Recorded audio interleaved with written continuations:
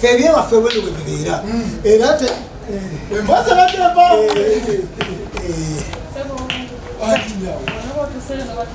kale nyawo nyaba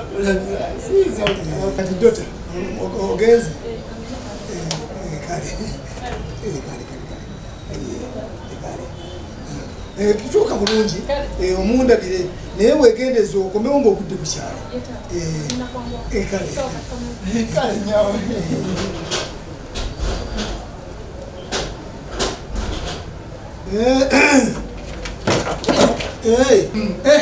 munange ene waffe abaana abo abawala batambulira ku maggwa kati nze kye nakola nenfuna eddagala nendi musiigo oyo n'omwegomba oba n'omutulira butunuliza oti amaaso g'omanya ekigendera ogenda okulaba nga gatandika nga katungukayo fenutuloga tuloga kankomewo jakudda kukyali tubadde tukyali kituufu emboozi ebadde enyuma naye mutuufu kankomewo